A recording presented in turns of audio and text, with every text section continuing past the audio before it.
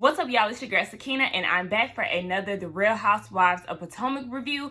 This is season 5, episode 11, so let's get straight into it. Now, the episode opens up with Karen on the phone with Ashley, inviting her to her homecoming event down in Surrey, Virginia. I don't know if it's Surrey County or Surrey, Virginia, but whatever. It's Surrey nonetheless. Ashley asks, oh, is it baby friendly? Y'all know how I feel about her asking that. It's a triggering question. No, Baby Dean is not invited, okay? She asked you, not you and your baby, okay? But she said that it is baby friendly if it needs to be. Ashley, please stop asking that. But anyway, we see later on that she did not bring Baby Dean. Thankfully, she found somebody to watch her or watch him. She did mention that she was nervous of leaving him, and she was also nervous with leaving Michael because last time she went on a trip, he cheated. But she made a joke saying that she put a tracker in his butt and it slid right in. Girl. Don't be playing them booty games in regards to your husband. I don't know if it was trying to make light of the situation about, his sexuality or what, but sis, no ma'am, okay? The people already think that your man like men, okay? But anyway, Gizelle is coming too, so it's a whole event. Now, Gizelle said later on in the episode, she feels like Karen invited Ashley and Gizelle because they're the two people who wanted to know so much about her or something like that. But it's like, no, she invited y'all because Candiace and Monique had just gotten in a fight, and those were the ones that she really wanted to invite. Y'all are the afterthought, okay? Y'all was plan B, so don't get it confused, bitch. Now, we see that Candiace is at the house, and she's getting her charcuterie ready because she invited Robin over. Robin gets there, and they're talking about the whole Monique situation. Yes, she did. Robin did tell her that the girls had a conversation at Karen's house about it. Candiace already knew, and Robin let her know, well, Monique is not remorseful. Cue in the tears. Candiace started to cry about the situation, stabbing her tear ducts and shit. But she was saying that she was upset about it because she feels betrayed, and you did something like this to me and you're not remorseful. Like, that's a problem. Robin was more so upset because Karen did not hold Monique accountable, but Bravo did the good old flashback, and it definitely showed when Karen said that, Monique, you fucked up. Like, she did let her know that you were in the wrong, but she was still trying to be a friend at the same time. So then they started talking about charges. Are you going to press charges or not? And Candiace said that it was on the table. Candiace also mentioned that when she talked to Karen about the situation, Karen, without a thought, said that she would definitely consider pressing charges. So, that's going to be a whole mix-up later on, I'm sure. Now, I asked myself, would I press charges in this situation had it been me? No, I don't think I would have. I would have just chalked it up, took my L and moved on. Unless I was, severely injured or something like that. But the little fight that they had, I wouldn't have taken to the law. It wouldn't have been that deep to me.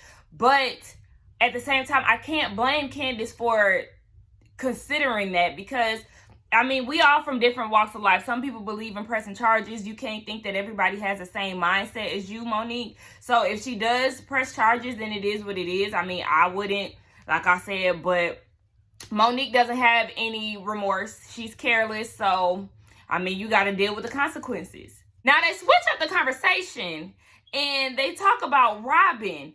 I don't remember this being in the blogs, or at least I wasn't paying attention to it, I guess. But apparently, Robin owes the IRS $90K.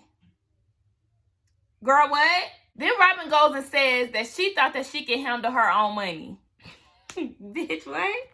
Robin, how do you think that you can manage your own money when you gave you and Juan's money to your best friend, which he fucked up and scammed y'all out of, and then end up committing suicide? You're not good at making decisions when it comes to money. You should have been gotten an accountant. She's talking about, it just didn't make sense to me. And then Candiace was like, I know Miss Robin is not the one saying that she wasn't aware of her tax issues, but she was giving Karen a hard time when she was going through her tax issues with Ray. And then they did the flashback of how she was like, how are you not aware of how much you owe? We can ask the same thing for you, Miss Robin. What the hell are you talking about?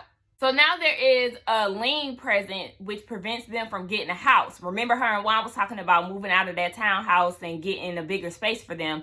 That ain't happening now because you done fucked up the bag yet again. Just when y'all got on track, because she did say that Juan was mad. Just when y'all got on track, you gonna fuck up the money again. Juan already resented you the first time for fucking up his money and put him in a situation where he had to sit there and stay with you because y'all was broke. Now you done fucked it up again. And I'm just like, oh my gosh, now you got to try to make it up to him some way, somehow. I mean, I guess he forgave you because he ended up marrying your ass or proposing to you. And speaking of that, we see a quick scene where Gizelle gave Juan a call in regards to the ring. Gizelle approved the ring, so we know that this proposal is about to come soon enough. So then Ashley and Gizelle arrived to Karen's house. They're excited to go on this trip to see where Karen came from. Gizelle is expecting cornfields and overalls. As they're packing into the car, Karen goes to reach or, go for a kiss with Ray, and he just leaves her hanging and was like, bye. After he done rushed her out the house. I did not like that. Like, Ray, what the fuck is going on with you? Like, if she wants to spaz out on you, there will be no way that you can act shocked, because the way that you're doing that, you embarrassed her in front of her friends on national TV. I'm never okay with significant others doing shit like that. What's going on behind the scenes? Like, what was happening before that scene started shooting to where you would just leave her hanging and not give her a kiss? Gizelle also found that very odd that they were the ones invited to Siri and not Ray. I wouldn't want his ass to go either. Shit, look at how he just swerved me on TV. Fuck him. I like Ray, but I did not like that. That was rude as fuck. So they get to Karen's family's house, and it's it looks like a farmhouse. It looks like one of those houses that I run into on the back roads getting to where I'm from in Ohio. But, it's a big farmhouse or whatever. Her family is very nice looking. She's greeted by a few of her cousins and one of her aunts. And they pull out the baby pictures. They're getting to see how Karen was when she was little. Gizelle said that she's happy to see this side of Karen because for so long, all they've been seeing is this grand dame facade. Karen never was ashamed of where she comes from. She has always said that she came from a farm. So I'm not understanding where Gizelle got off thinking that she forgot or, she didn't know that she came from humble beginnings when Karen had been saying that since the beginning of this damn franchise. Like, get the hell out of here. So Ashley and Karen, they go out and plow some corn or harvest some corn with one of her cousins. Her cousins is all throughout this shit. Mainly her cousin David. Baby, David was the tour guide that we didn't know that we needed. But anyway, yes, they plow some corn. They get on the tractor. Ashley looked super cute. I forgot to even mention that. Her little jumpsuit, sweater jumpsuit with her pink heels was real cute. Now, was it for the farm? No, it wasn't. Actually, Gizelle and Karen were more dressed for the occasion compared to Ashley. But maybe she on her, like, I'm a mom shit. So every time I step out, I got to step out and show out. You know what I'm saying? It was real cute. But I was like, the skinny heel, sis? The skinny heel? Okay, I don't really fuck with skinny heels like that unless I have to, but I prefer a chunky heel because that works more for my feet, baby. I'm flat-footed. I don't got time to be trying to balance on no skinny ass stick. Yeah, Karen did give us a little insight on her family. They were slaves on that plantation, which they now own, and they've owned for some generations now. So I really hope that they keep it in the family over time. The family does, or the farm does feed America and overseas. So I really like that. I like that they was able to, flip that from slavery to owning the damn place. So I'm here for that. So after they get off the tractor, Ashley gets a call from Monique. And Monique is talking about how she's so drained, how she's exhausted. Ashley's asking if she's okay. And then she goes and says, well, the thing with Candiace is, if it wasn't me, it would have been somebody else. Monique, here you are again, still just showing a careless fuck on TV. Like, why do you continuously try to throw it off on Candiace as if you wasn't the one who initiated the fight? It don't matter what the fuck she said. You start flipping her hair. You tugged her hair. I don't give a fuck. Like, stop placing all the blame on Candiace when you were the one who threw the first punch, flip, or whatever the hell. Like, girl, please. Like, it was just getting on my fucking nerves. Gizelle was over it. She was looking like, oh my gosh, you know, she started to walk away. Karen is over it too. She doesn't like being in the middle, but she did admit to giving Candiace the advice of seeking legal action because Candiace speaks so strongly about the situation. And she was like, okay, well, if you know, that pressed about it, then maybe you can go ahead and weigh your options. Ashley feels like Candiace looks at Karen like a mother figure, and with you throwing that out there, you knew what you was doing. I don't necessarily feel that way. I mean, Monique definitely gonna be mad. But, I mean, if Candiace was just giving her truth, then shit, she was speaking her truth. Fuck it. Like I said, Monique don't care anyway. She feel like she about that life. Well, get them charges, ma'am. But, Karen did say that she was gonna make sure that Monique does know what she said.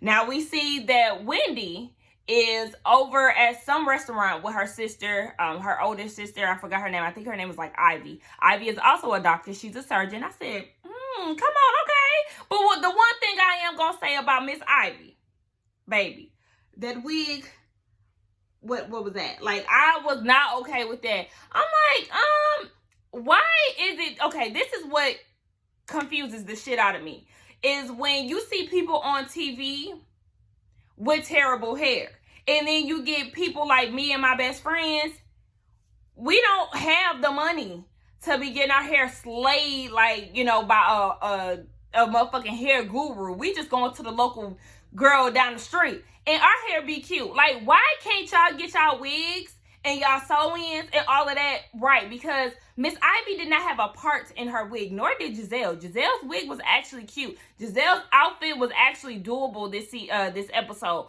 But back to Miss Ivy, sweetie, you didn't have no part, and that shit was lifted. Like, if y'all gonna be on TV, I need y'all to come better. Like, it's just not making sense for me, your girl next door, for her sew-in or her wig to be looking more presentable than the people on TV. Like, I mean, make it make sense. Now, Wendy is torn about her next move. She did say that being a political commentator is her actual passion, which I feel like she should go for. If this is something that you're already doing, why not try to pursue it full time? But she's scared because her mom raised 2 doctors. You know, in the Nigerian culture, having a doctor is in your family is big. But to have two daughters as a doctor, you know, that definitely holds her mom at a higher standard in the community. So her mom views this as her prized possession, like I said before. And to me, I don't like that, because it just seems like it's more based on image than what your kids really care about or their best interest. It's just all about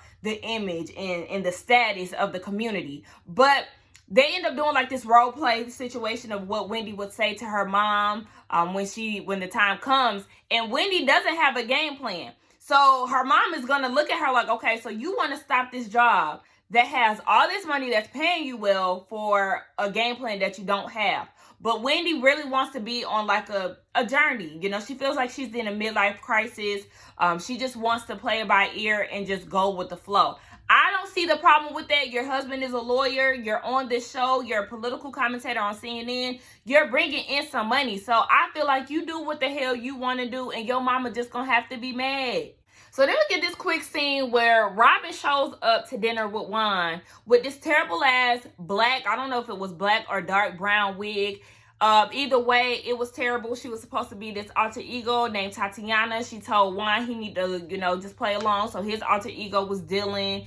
And it just was falling flat for me. Like, I wanted to like this scene, but I did not, because it was just awkward. I felt like her role playing was trash. And it could have probably been executed a little bit better had she had a wig that actually slayed and was laid. Like, girl, that wig was tired. But, you know, they start talking about the whole tax situation, and Juan said, that's on you. When he said that shit was funny as hell. She wanted to do the date thing to, you know, bring some spice back into the relationship. To me, I feel like she did this to kind of gauge how mad Juan was. You know, when you get cussed out by your mom or you do something to disobey your parents and you kind of like try to talk to them to see how mad they are at you. That's what that date was. Girl, he was just trying to see if he was mad. But she was like, thank you for being understanding. And he was like, you know, I've been there before. Yeah, he been there before because of your ass, bitch. You fucked up his motherfucking money. So, whatever. It seemed like he gonna make it work. Like I said, he ain't that bad. But at the same time, it's like, bitch, That's on you. But we see that it is the day of the parade for Karen. Now, Karen has on this cute, very cute periwinkle suit. I really loved it. I love the top and how it had fringes and how it was diagonal. It was just so simple and so cute. Nothing over the top. But she's riding in a Bentley, and she's escorted by David, cousin David. Like I said, he's in every damn scene with Karen. But anyway, she gets on the Bentley, and she told Ashley and Gizelle, like, no, y'all need to go get in the tent. Y'all are not a part of this parade, so y'all need to wait on me. Now, Gizelle is being shady, talking about how it's only 7 people in the community or something like that. And Karen in her confessional was like, hold on, wait, bitch. Gizelle, don't try to act like that, Miss Word on the street, because, bitch, didn't nobody know your ass in New Orleans when you was shaking down the damn street, bitch. Don't get it confused, bitch. This is a queen. Like, you know, if Karen wants to be the queen of Surrey, Virginia, then let her be that. It is a small town. There ain't much going on there, but if she the queen, goddammit, then let her be. Then before the parade started, Ashley was saying, you know, if Ray wanted to settle down in a small town, then that wouldn't be an issue for Karen because this is where she came from, a slower place. But Gizelle was like, nah, you know, she has LaDame and, you know, she has the spotlight right now. So she's doing her thing. Like, she's not ready to settle down. And I like that Gizelle actually said that without trying to shade her. But Ashley did notice some similarities between Karen and Ray and her and Michael. The fact that the wives are now becoming their own and they're doing their own thing, which is a problem for the husbands because they're used to having this housewife, this trophy wife, and now they're kind of growing into their own and not really living up under or relying on their husbands anymore. But Gizelle was like, yeah, you know, if Michael fucks up again, because, you know, Ashley did say that Michael has to gain her trust again. And Gizelle was like, well, if he fuck up again, then, I mean, you just gonna be single. You got it. You got a high booty. You got a Gina booty. So it'll work out. Now, the parade started, right? And as it started, they're throwing candy out to the crowd. And I was dying when... when whoever the fuck it was threw some candy at Ashley, and it wasn't like she was reaching out for some candy. They just threw the shit at her. The shit was funny as hell. They was driving super slow. Here come Karen in this damn Bentley. It's just awkward as hell. I was like, this parade is a little dead. But we hear the band eventually, and it started to work. Gizelle was like, I don't really know what Karen's purpose is or why she was invited to do this homecoming. To me, I think that the reason was because of the show. You know, Karen does have a name for herself. She's from Surrey, so they want to go ahead and bring the cameras down to where she lived at. But, you know, Gizelle was like, obviously she's Surrey's Beyonce, so we just gonna let her live. Now we see that Candiace is looking into adopting a puppy. She's with Miss Dorothy. She said that getting a puppy is a good practice run to test out her mothering skills, which I totally agree with. Like I said, a puppy is like a newborn. You gotta feed the baby every 2 hours. You gotta take the baby out every 2 hours. You gotta train them on how to pee outside and not in the house. The puppies cry when you leave. They cry at night. They cry when it's raining, you know? So if you want to try out your mothering skills, go ahead and get you a puppy and we're gonna go from there. Now, her and Miss Dorothy had the conversation about the situation with Monique. Miss Dorothy is upset. And if she could have been in Potomac sooner, then she would have been. But, you know, she's like, we don't get in the mud with pigs, so I think you need to go ahead and press charges. Monique not showing any remorse and thinking that it's funny is a slap in the face to Candiace. That actually showed a clip of somebody, one of her stands, one of Monique's stands, basically saying, like, you out here beating bitches up, something to that extent. And Monique is responding to that tweet with a kissy face. This is why she wants to press charges, because it's like you're taunting her. You're praising your work. You're happy about this. Robin was right when she said that you think that this shit is cute. Yet this is not you. Last week you kept praising that. You kept saying that this is not you. Yet you're praising this shit. You're liking the attention that you're getting from your stands online. That's why your ass is potentially going to jail, because you think that this shit is a game. It's not. And people like Candiace, who is not raised up on that fighting shit, they fight the legal way, bitch. And you gonna learn real soon that your business, not for lazy moms, can be taken away, and you can be taken away from your kids for some time. Now, like I said, I don't think that it's gonna go to that extent. I really don't. But that's just what you're up against. And that's what you want to think about next time you think about laying your hands on somebody unwarranted. We get this scene where the ladies pull up at Karen's church. And I was kind of like, why are we here? But whatever, you know, they want to go there because that's the foundation of who Karen is. You know, she started her public speaking and all of that. Her family used to go there, or they still go there because they was greeted by one of her cousins inside. Also, cousin David was there as well. But they're there, and you know, Karen is just saying that this church is a part of her. And then, you know, they also buried there or had their ceremonies for her parents' funerals there, which is always a touchy subject. So she ended up crying. She left and ended up crying in a different room with cousin David. And Gizelle was just basically saying that she didn't know that Karen was going through all of this, which I feel like y'all should have known when she broke down at their reunion. And Gizelle, you were the one that chased after her. But, you know, they said that they just wanted to be there for her. I like nice Gizelle. I always love when Gizelle seems genuine, but that's the key word, seems, because I just never know if it's the real deal. Because one moment you could be this nice, caring person, understanding person, and then under the next breath, bitch, you're shading them and throwing all their problems in their face. So I was like, Gizelle, I don't really know how to take you, sis. But Karen was just saying that she couldn't see past her parents passing, and she always relied on Ray. But, you know, they're going through a tough time right now, so she just wants to show Ray that she's willing to make it work with him. So, you know, that's the end of her trip, and she ended up going home with the girls. We see that Monique is at the house with her husband, Chris. They're waiting on their pastor to show up. She wants to figure out how she allows somebody to push her out of her normal behavior. Normal behavior, I mean, you were pushing Candiace this whole season. I don't understand it. Like this, I just really feel like Monique's true colors really came out, and that's what it is. Then her pastor shows up, and she's still telling him and going along with this blackout story and how Candiace provoked her to this point. And I'm like, okay, but remember, you remembered it all. Like this blackout thing is not real. Like it's not a real thing. You literally told the producer play by play what happened. Now all of a sudden you're going with this blackout thing in which you're telling your pastor, you're telling the ladies, in which they already told you, like, girl, that's like what you think happened did not happen.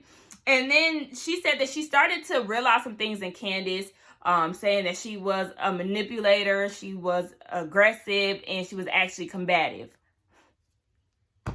You're really describing yourself, but let me bring you back to reality. Come on, we're going to talk about the times that you were being manipulative, okay?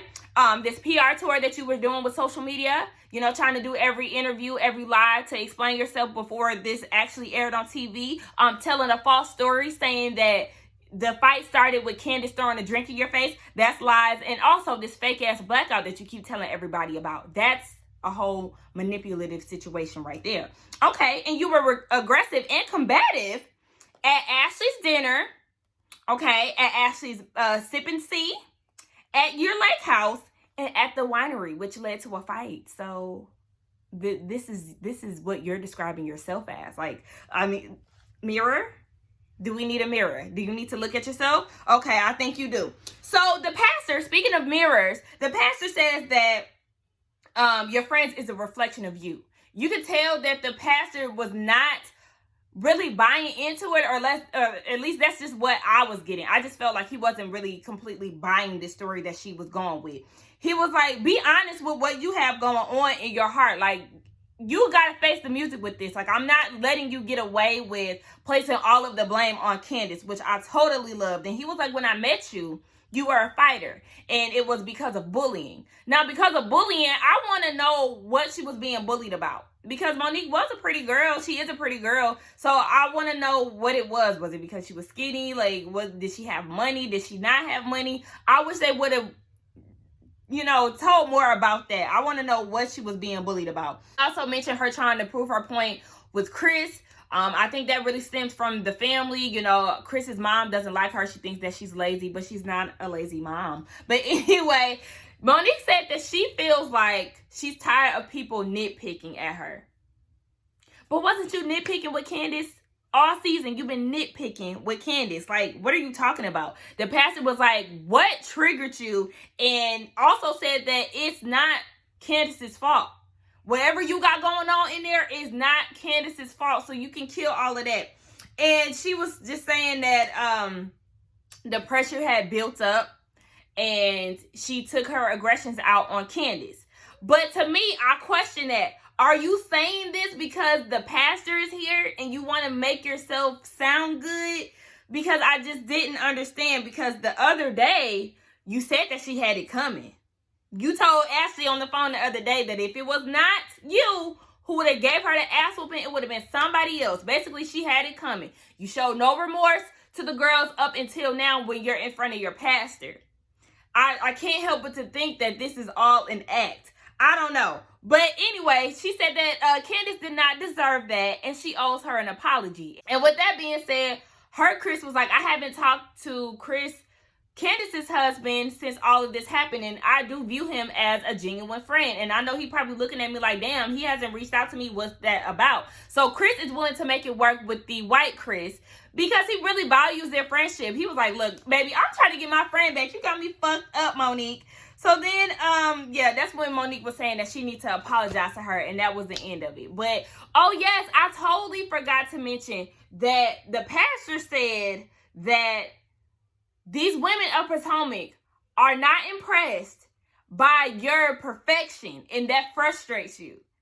Like, that pastor was getting her together, and I could gain all kind of respect for him for being honest and not trying to put on for the camera or being one-sided because he knows Monique and he, you know, she grew up in his church and all of that. I really respect him for really holding her accountable and making her see her wrongdoings. But did it really register to her? I'm not really sure. Because present day, she's still going with the same story. So, I mean, I don't know if I could really say that she is really digesting everything that her pastor said. But yes, that was the end of the review, y'all. Monique is still getting on my damn nerves.